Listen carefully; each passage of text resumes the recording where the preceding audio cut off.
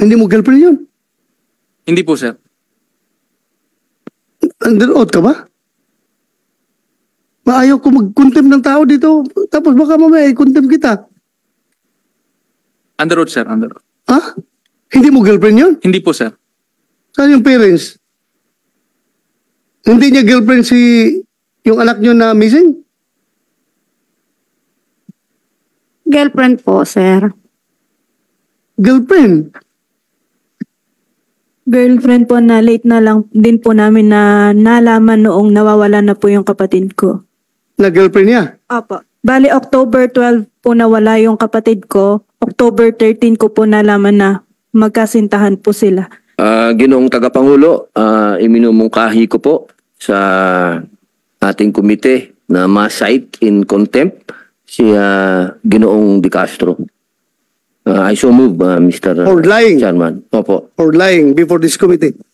There's a motion to cite in contempt Police Major Alan De Castro for lying before this committee or not telling the truth.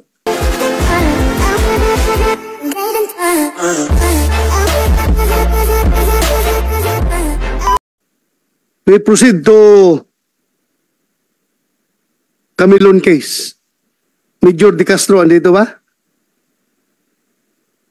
Yung driver mo na si Pagpantay. Popuin yan dito. Ikaw, PD, pwede ka na umalis dyan. Colonel De Castro, Major De Castro. Mag-out muna kayo. Yung dalawa.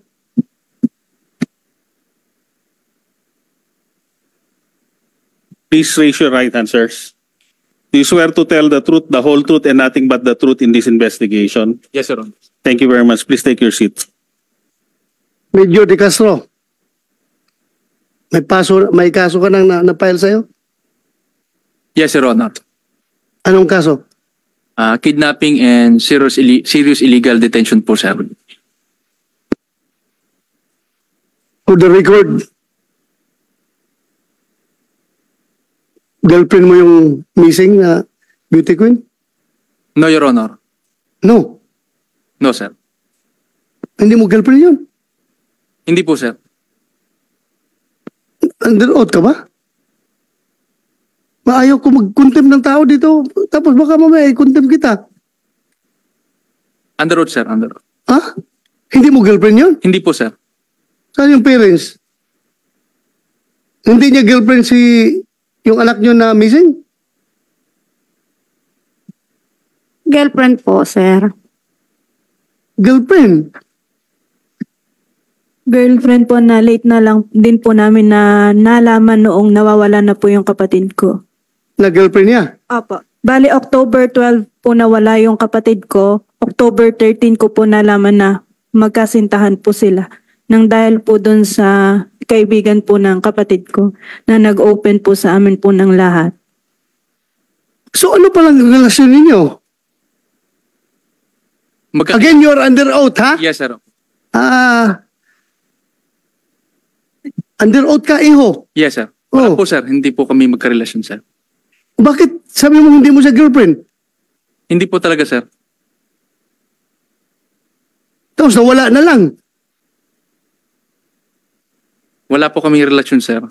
Makikita naman yun, sir, sa mga affidavit nila, sir, na wala naman sinasabi na kung sino ang karelasyon.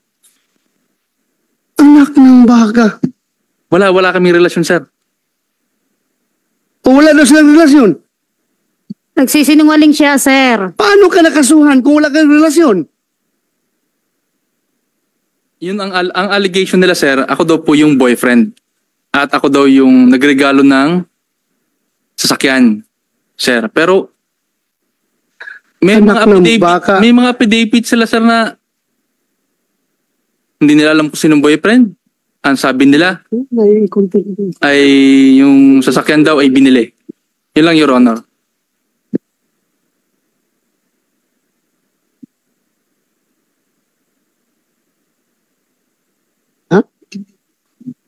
NBI. Na-establish ba niyo na girlfriend niya yun? Yes, Your Honor. PNP. Jack Malinaw. Yes, sir. Based on the statements given by the witnesses, sir, may relationship si... May relationship. Yes, sir. So, nagsisinungaling ka sa harapan ko. No, Your Honor. Ha? Hindi po, sir. Anak ng tinawag.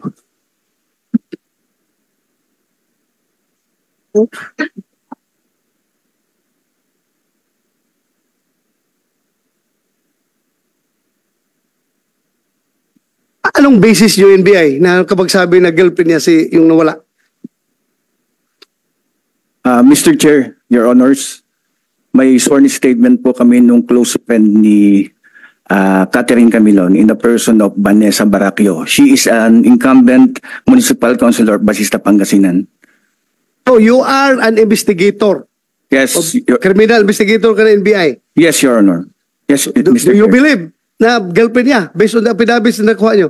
Affidavits Aside are- from the affidavits, we have photographs of Major De Castro and Camilon displaying affection. Mr. Chair. Jack Malinaw. The same thing, sir.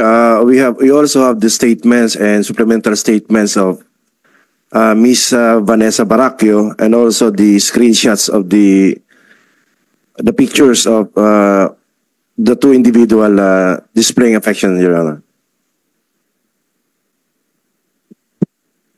You show cause why I don't cite you in contempt before this hearing, before this committee. De Castro. Your Honor, nagsasabi po ako ng totoo. Wala Yun po lang. kaming... Totoo lang sinasabi mo. Yes, Your Honor. Ha? Wala kang ebidensya na hindi kayo boyfriend.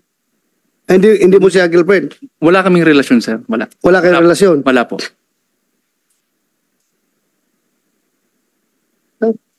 I am not satisfied with your explanation. Ginoong Tagapangulo, iminumungkahi ko po sa ating komite na ma-cite in contempt si Ginoong De Castro.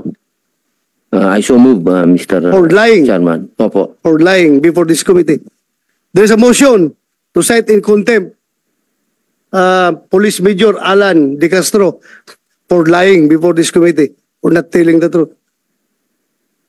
Any objection? Hearing none, the motion is approved.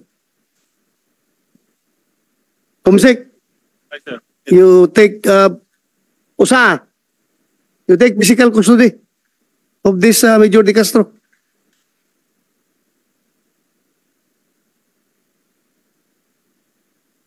Magbantay. Yes po, Your Honor. Anong papel mo sa kaso na ito? Wala po, Your Honor. Kung bakit nandito ka kung wala kang papel? Sinampinahan po ako, Your Honor. Ha? Sinampinahan po ako, Your Honor. Bakit ka sinabinahan? Dahil sinasabi po nila, Your Honor, na driver daw po ni Major De Castro ako. Driver ka ni De Castro? No po, Your Honor. Ano kanya? Actually, Your Honor, driver po ako ng pamilya po nila. Driver ng pamilya nila? Yes po, Your Honor. Paano NBI? Paano na-implicate ito si Magbantay? Sa ngayon, sir, wala pa kaming sufficient evidence against him. So hindi ito nakasawan?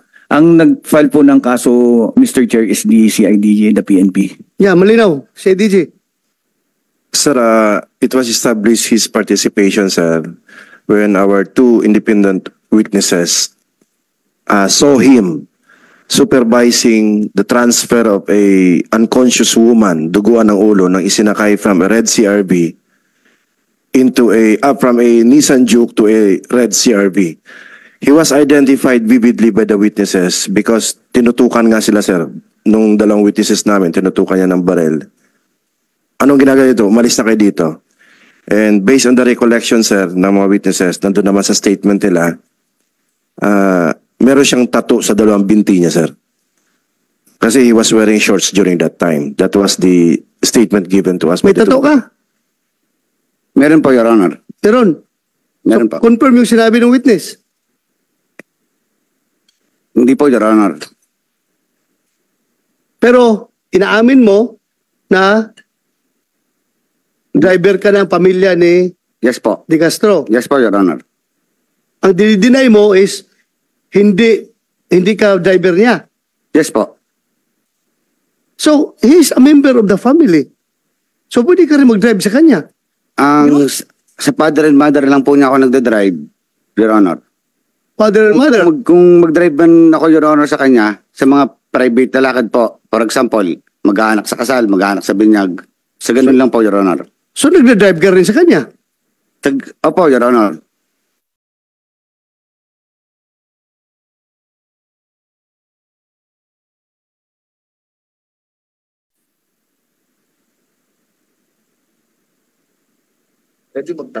Yes, go ahead, Senator. Ginoong Jeffrey, magandang hapon po. Kayo po ba ni Mr. De Castro, ano po ang relasyon ninyo? Very close po ba kayo na employee-employer? Ganun po ba ang ano nyo? Close po ba kayo? May mga personal kayong mga sikreto na nalalaman tungkol sa kanya? Wala po, Your Honor. Hindi nyo po nakikita? Wala po kayong nakikita?